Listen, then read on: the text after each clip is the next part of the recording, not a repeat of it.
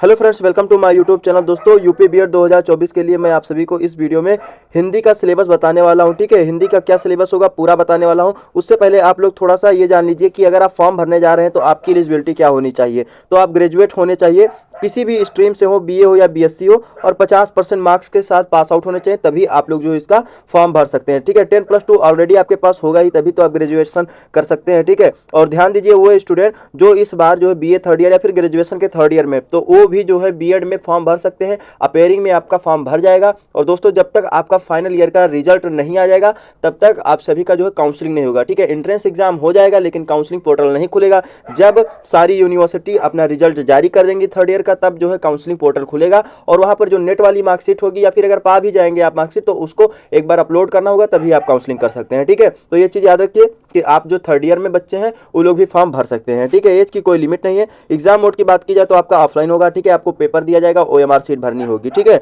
Centre आप अपने हिसाब से अपने नजदीकी क्षेत्र में या फिर नजदीकी शहर या जिला पर आप लोग को सेंटर मिल जाएगा। ठीक है, चूज भी कर सकते हैं। ठीक है, पेपर पैटर्न की बात की जाए तो पहले ध्यान दीजिए, ये जो पेपर होता है ये 400 नंबर का होता है पूरा। ठीक है, इसमें नंबर आप क्वेश्चन होते हैं जो है आपके वो 200 होते हैं। ठीक है, एक क्वेश्चन पे आपको 2 नंबर दिया जाता है दोस्तों। और ध्यान दीजिए जरा, 1/4 का निगेटिव मार्किंग होता है, यानी 4 क्वेश्चन आप गलत करेंगे तो आपका एक सही क्वेश्चन जो है काट दिया जाता है। तो समझ में आ गया ना, 400 आपका जो है नंबर का पेपर होगा, 200 क्वेश्चन होंगे, एक क्वेश्चन पे आपके 2 नंबर दिए जाएंगे, निगेटिव मार्किंग में आपका 1/4 है। ठीक है, यानी 4 क्वेश्चन गलत करने पर एक क्वेश्चन जो सही क्वेश्चन है वो काट दिया जाएगा। ठीक है, इसमें जो है आपके 2 पेपर होंगे, एक सुबह में होगा, एक दोपहर और से लेकर के शाम तक होता है। ठीक है, तो पहला जो आपका पेपर होगा फर्स्ट पेपर, तो प्रथम पेपर इसमें 2 खंड होंगे, खंड आ खंड बा। ठीक है, खंड आ में जो आप सभी के सामान्य ज्ञान होगा और खंड बा में आपके लैंग्वेज होंगे, जिसमें हिंदी इंग्लिश कोई भी आप चूज कर सकते हैं। ठीक है, और हर एक पेपर में, जैसे एक सुबह में पेपर हो रहा है इसमें 100 क्वेश्चन होंगे, शाम के पेपर वाले में भी 100 क्वेश्चन होंगे, टोटल 200 क्वेश्चन होंगे।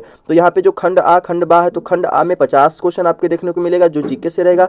खंड बा में आपको जो है 50 क्वेश्चन जो कि हिंदी या फिर इंग्लिश जो चूज करेंगे। ठीक है, तो ये जो है 50-50 क्वेश्चन आपके जो है 100 मार्क्स के हो जाएंगे। ठीक है, और टोटल जो है ये आपका जो पहला पेपर होगा वो 200 नंबर का होता है और आपको टाइम जो है 3 घंटे का दिया जाएगा। ठीक वही पैटर्न जो है आपका दूसरे पेपर में है, खंड आ खंड बा, लेकिन इसमें क्या है कि आपका जो है पहला खंड जो है रीजनिंग से होगा, इसमें 50 क्वेश्चन आपके 100 नंबर मिलेंगे। और दूसरा आपका जो है बा प्रश्न, ठीक है, बा खंड जो है ये इंपॉर्टेंट है। आप अगर बीए किए हुए हैं तो बीए से क्वेश्चन पूछे जाएंगे, मतलब कि आर्ट साइड से। अगर जो बीएससी किया हुआ है उसके जो है साइंस से क्वेश्चन पूछे जाएंगे। ठीक है, तो यहाँ पर 50 क्वेश्चन उनके होते हैं ऑप्शनल। ठीक है, तो ये आप लोग याद रखिए, जो आपका ग्रेजुएशन में होगा वैसे ही क्वेश्चन आपके पूछे जाएंगे। ये भी 100 नंबर का होगा, 200 नंबर का कुल आपका ये पेपर होगा और 3 घंटे का समय ये भी आपको मिलेगा। ठीक है, पहला पेपर आपका 9 बजे से लेकर के 12 बजे के बीच में होगा और दूसरा पेपर आपका 2 बजे से 5 बजे के बीच में हो सकता है। ठीक है, समझ में आ गया ये पेपर पैटर्न। अब मैं आप सभी को ले चलता हूँ सिलेबस की ओर। और तो दोस्तों, अगर आप लोग बीएड एंट्रेंस एग्जाम दे रहे हैं और आप हिंदी को चूज करेंगे अपने एग्जाम में, तो हिंदी का सिलेबस आप एक बार देख लीजिए।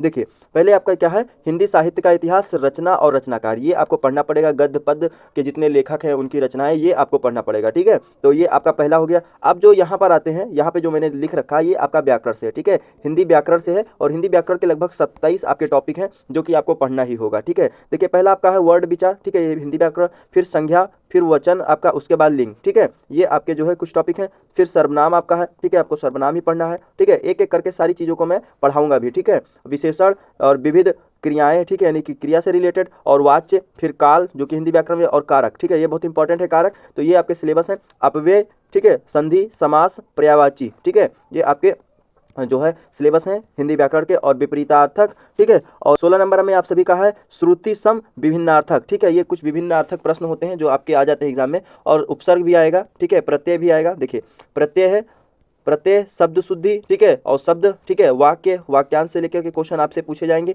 ठीक है, और अनेक शब्दों के लिए एक शब्द, ये भी पूछा जाएगा। ठीक है, और मुहावरे और आपका पदबंध, ठीक है, ये भी आपसे पूछा जा सकता है। और अनेकार्थी और वाक्य शुद्धि और अंतर संबंधी। ठीक है, और कुछ लिटरेचर से भी क्वेश्चन पूछा जाएगा। एक पूरा पैसेज दे दिया जाएगा आपका, फिर उस पैसेज को आप पढ़ेंगे तो उसमें 3-4 क्वेश्चन जो है वही पैसेज में आपके मिल जाते हैं। ठीक है, तो ये आपका व्याकरण का और पूरे हिंदी का जो है सिलेबस रहा, यही सिलेबस है। इसमें मैंने आपको जो है 27 दिखाए, हालांकि मैं 30+ टॉपिक पे आप सभी को पढ़ाने वाला हूँ इसी यूट्यूब चैनल पर। चैनल को सब्सक्राइब कर लीजिएगा, बेल आइकन को प्रेस कर लीजिएगा। ठीक है दोस्तों, चलिए मिलते हैं नेक्स्ट वीडियो में। धन्यवाद, जय हिंद।